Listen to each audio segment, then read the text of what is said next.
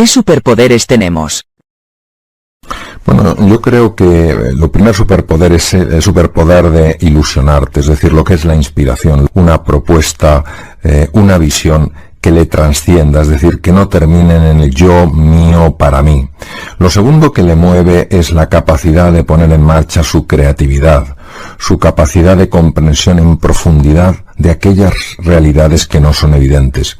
El tercer superpoder que tiene es el superpoder de ponerse en marcha siendo inasequible a lo que es el fracaso, es decir, levantándose cada vez que se cae. Esta capacidad del ser humano de ir aprendiendo a medida que se cae es algo que nos ha ayudado a lo largo de toda nuestra historia.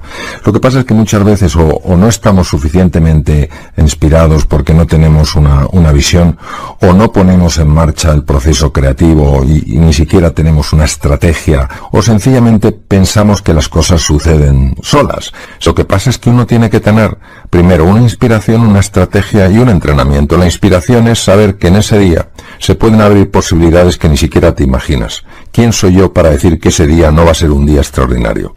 ¿Cuál es la estrategia que utilizo? Pues, por ejemplo, algo tan sencillo como pensar en 5 personas a las que yo realmente expresaría gratitud.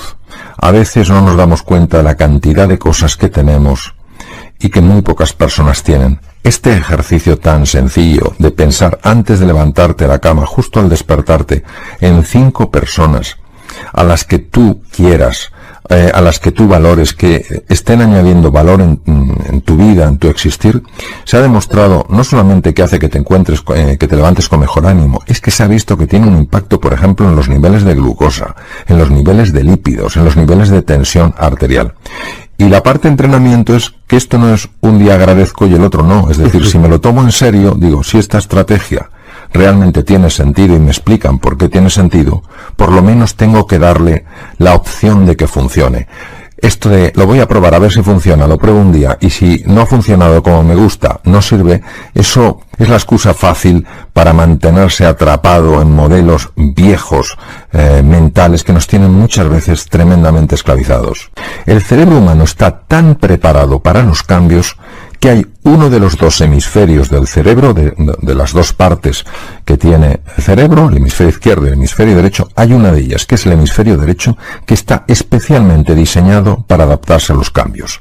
Si es así, si el ser humano es hijo del cambio, si estamos aquí porque hace 1 millón de años una serie de seres intrépidos, con herramientas prácticamente ridículas, con un conocimiento del mundo más que limitado, se atrevieron a abrazar un mundo desconocido, ¿qué es lo que nos hace tan resistentes al cambio? Y aquí hay que entrar en otra dimensión, mucho más sutil, porque es una dimensión metafísica. Es una figura que tenemos, una especie de programación mental que se llama ego. Entonces, el ego busca sobre todo controlar, busca la seguridad, busca la certeza, busca el estatus, busca el reconocimiento, busca encajar como sea. Y todo lo que sea un cambio, todo lo que sea abrirse a la incertidumbre implica descontrol. Implica a lo mejor perder estatus, porque claro, ya no puedo demostrar lo que sé en un terreno en el que no sé. Puedo perder reconocimiento. A lo mejor me exige entrar en contacto con otras personas y no, digamos, entre comillas, con mi antigua tribu. Y el ego se rebela contra esto. Claro, el ego tiene mucha fuerza porque de alguna manera utiliza todo lo que es la arquitectura cerebral para que experimentemos un proceso de cambio como una amenaza. Curioso, es como si un ordenador que está perfectamente preparado para hacer frente a un desafío, el que sea, le colocamos un software, yo diría un virus, que inutiliza ese ordenador. Comer bien y hacer ejercicio, ¿cuánto pueden influir en nuestra felicidad? No sabemos hasta qué punto pueden influir en la felicidad, porque en la felicidad influyen 3 factores. Factores que tienen que ver con el cuerpo, factores que tienen que ver con la mente y factores que tienen que ver con el alma. Lo que sí sabemos, por ejemplo, es que cuando se come bien, es decir, de una forma adecuada, pensando en el cuerpo, en lo que le sienta bien al cuerpo, y cuando se hace ejercicio, hay varias cosas que sí se han demostrado desde el punto de vista científico. Primero, que toda la parte anterior del cerebro, lo que se llaman las áreas prefrontales, aumentan de grosor. Estas zonas son muy importantes porque nos permiten estar más atentos, nos permiten ser más eficientes. La atención plena se ha asociado claramente con una sensación de bienestar. Por si esto fuera poco, el ejercicio físico también potencia un área del cerebro que se llama el hipocampo. El hipocampo es clave para aprender nuevas cosas, para adaptarse a nuevos contextos. Y además se ha visto que el ejercicio físico aumenta el grosor de otra área cerebral que se llama el cíngulo anterior, que es probablemente el área más importante en la conexión humana. Se ha demostrado que el elemento más asociado a la felicidad es la calidad de las relaciones humanas. Si el ejercicio físico mejora de una forma evidente el área que tiene más capacidad de facilitar el encuentro con otros seres humanos, como es el cíngulo anterior, lo que no cabe duda es que hacer ejercicio físico sí tiene un impacto en la felicidad. Decir si es un 10, un 20, un 30, un 4, un 60%, eso no lo puedo decir. Uno descubre varias cosas. Primero, que llegar a cierto nivel en la vida, a cierto nivel de éxito, pide una enorme dedicación.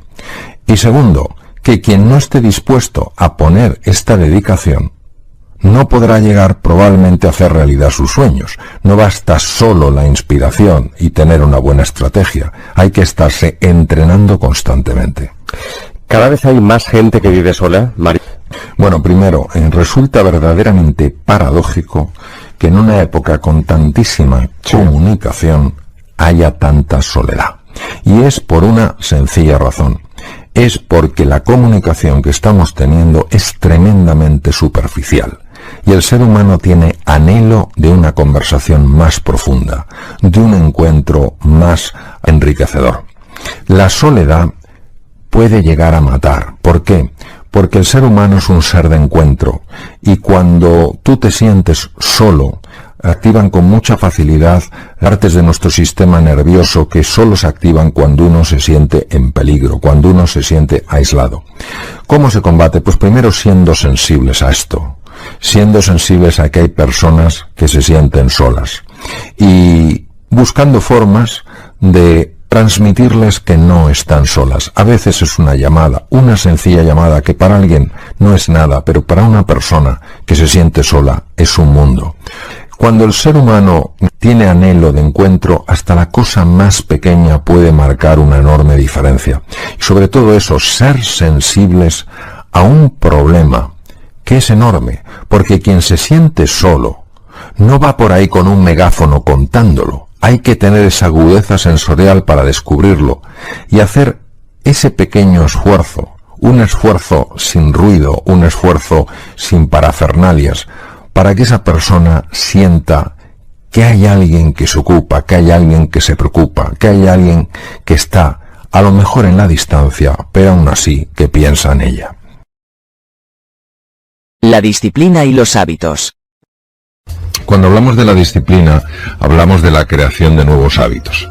Hay algo que ninguno de nosotros podemos evitar, que es el hecho de que los hábitos al final son los que afectan de una forma directa a nuestra vida. Y la pregunta es ¿por qué afectan tanto? Y la respuesta es muy sencilla: porque crean determinados circuitos en el cerebro, y una vez que ese circuito se ha creado, es como si de forma natural la información tendiera a transcurrir por ahí. De las cosas más devastadoras que existen por el enorme impacto que tiene el ser humano es la desesperanza, es decir, verse en un túnel sin siquiera intuir la posibilidad de que haya un poco de luz.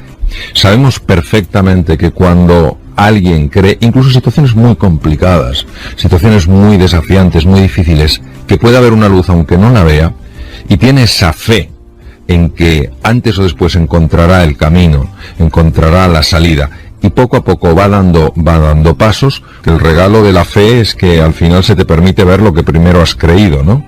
Esta consistencia, esta insistencia personal, elegida libremente, de meterte en un proceso de mejora, creo que es esencial. Esa voluntad, esa ilusión por mejorarse, por completarse, por desarrollarse, creo que es algo que todos podríamos poner en nuestra vida, dando pequeños pasos. Y es primero desaprender, y luego reaprender. Claro, Porque ten en cuenta que lo que estamos haciendo es cambiar nuevos circuitos. Entonces tenemos que desaprender ciertas pautas, que son inclinaciones que sentimos para movernos en una dirección determinada, y empezar a cambiar otros circuitos, empezar a generar nuevas posibilidades. Esto es un proceso de desaprendizaje, nadie dice que sea fácil, es sencillo de explicar, no es fácil de hacer, y poco a poco se van construyendo nuevas conexiones. Cuando en alguna sesión de coaching alguien me decía, Mario, estoy totalmente bloqueado, no hay nada que yo pueda hacer, les lanzé una pregunta que no es para nada genial, pero tiene un gran poder movilizador. Les preguntaba, ¿cuál es el paso más pequeño que te atreves a dar? Y siempre hay un paso, por pequeño que sea, que alguien puede dar. En el momento en el que alguien da un paso, por pequeño que sea, es decir, en el momento en el que actúa, en el que hace algo, eso que desde fuera parece que es insignificante, a nivel mental no lo es, porque solamente aquella persona que cree que puede, hace eso, dar un pequeño paso. Y a partir de ese pequeño paso se va conquistando territorio. Es decir, para mí la libertad de una persona es una conquista diaria. No podemos darlo por hecho, porque muchas veces nuestros propios automatismos nos quitan la libertad. A mí me parece maravilloso, independientemente de la edad que se tenga, que cada uno elija libremente en qué quiere mejorar. Se enfoque en eso y poquito a poco dé pasos para alcanzarlo. Es decir, pensar en grande y actuar en pequeño. No importa que sean pasos de bebé, pero tu visión, aquello que tira de ti, es algo muy grande. Pero eso es lo que me gustaría transmitir aquí, ¿no? Es esa ilusión, esa esperanza de que hay un camino y de que hay una mejora posible, siempre que se tenga el compromiso firme en dar esos pequeños pasos cada día. Aquella persona que de verdad está ilusionada por un objetivo, que en principio parece demasiado grande, si persiste, si sigue, está creciendo como ser humano, su mente está cambiando, y si está cambiando su mente, está cambiando su vida. Las razones de nuestras decisiones. Hay 6 razones que nos llevan a tomar decisiones, y es fundamental ver cuáles son las 2 dominantes, porque si tú ves cuáles son esas 2 estructuras, esos 2 programas que están en una parte inconsciente, que de alguna manera se activan cuando tomas una decisión, empiezas a entender todo el transcurso de tu vida.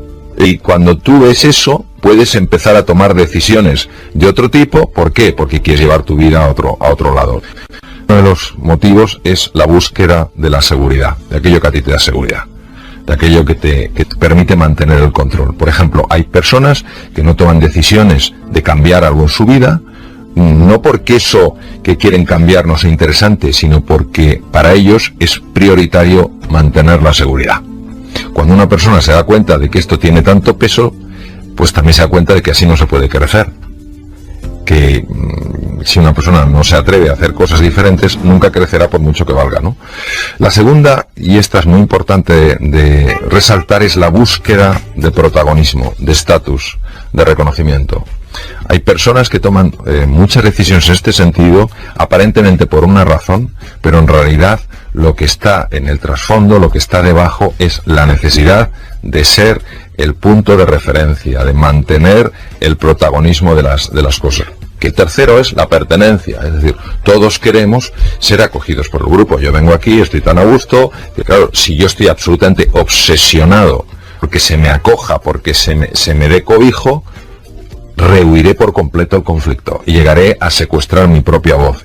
Luego hay otra necesidad del ser humano que también la intentamos cubrir con nuestras decisiones, que es hacer frente a los desafíos, es decir, la aventura, conocer cosas diferentes.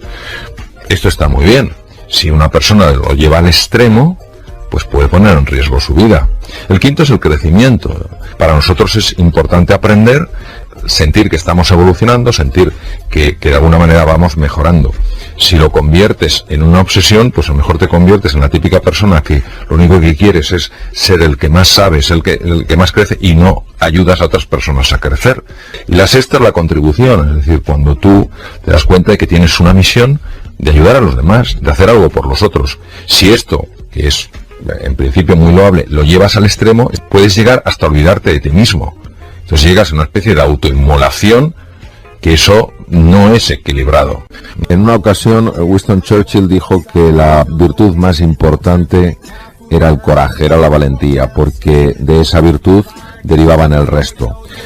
Para salir de la zona de confort, para atrevernos a explorar algo nuevo, para abrazar la incertidumbre y el cambio, necesitamos una cierta dosis de valentía. Es decir, no hay que ser grande para empezar.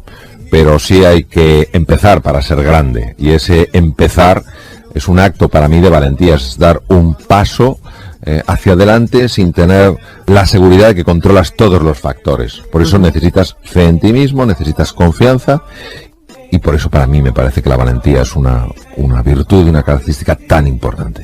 Yo no clasificaría desde mi punto de vista a las personas como valientes o cobardes, sino actos de valentía, actos de cobardía.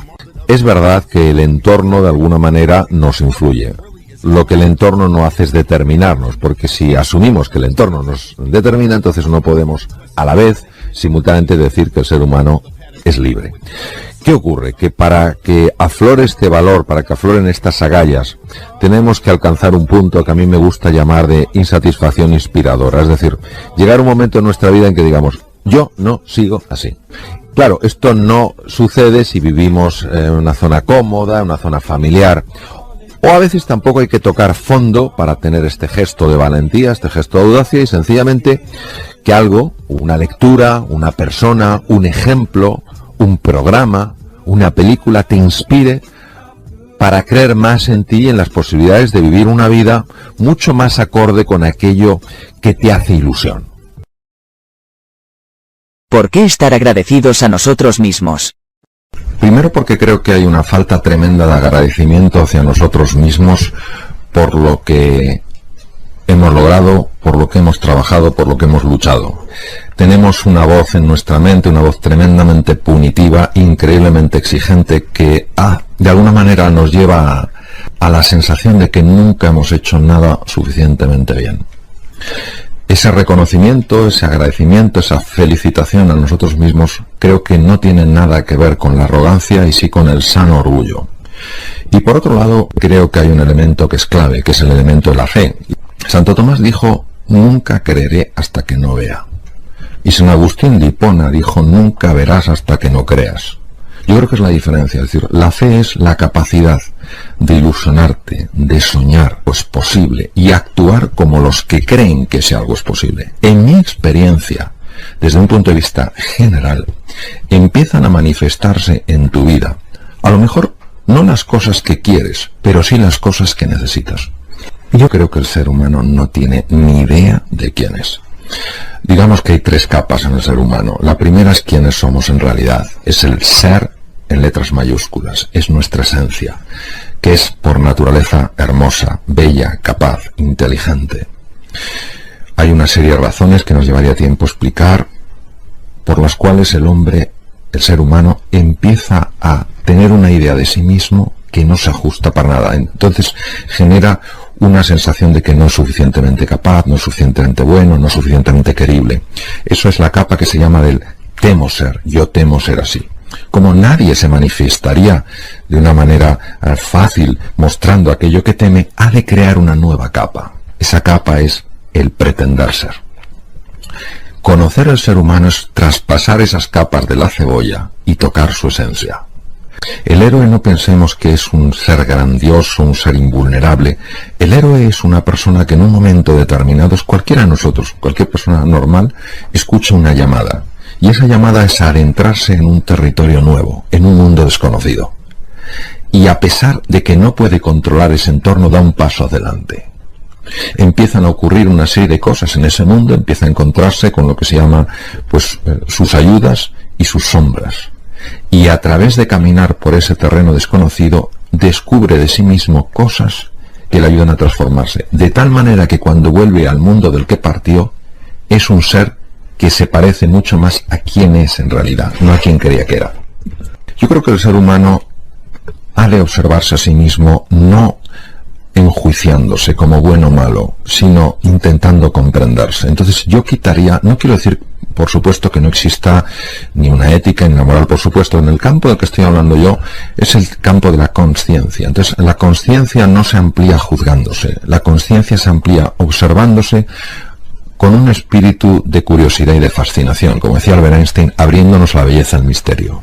La guía para avanzar en el camino del héroe, la primera que yo describiría es la guía de la humildad. La palabra humildad no goza de especial glamour y sin embargo procede de la raíz latina humus, que es lo que fertiliza la tierra. Yo creo que la humildad es la virtud más importante de todas porque es aquella que nos permite acercarnos a las cosas con la mirada limpia de un niño, sin ir con prejuicios, con ideas preconcebidas, con ideas de se ajusta o no se ajusta a lo que yo pienso, sencillamente abriéndose a la experiencia. La segunda cualidad creo que es el valor. El valor no quiere decir no tener miedo, el valor quiere decir no dejar que el miedo te paralice.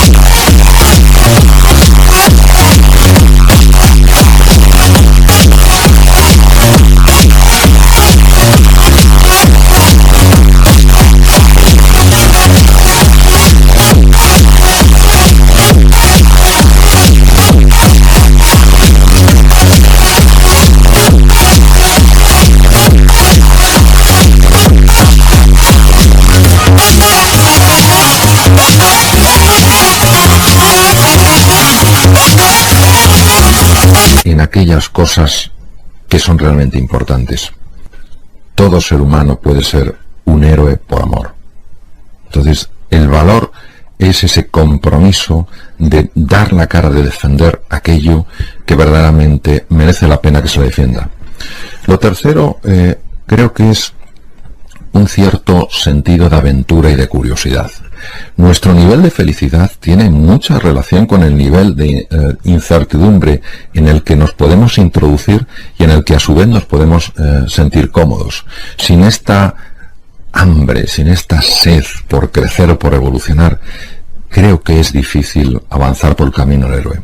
Y creo que hay otro punto, para no extenderme más, que es el de la contribución. Yo creo que el camino del héroe no es un camino que se recorre solo. Yo creo que el camino del héroe es un camino que se recorre para beneficiar a otros.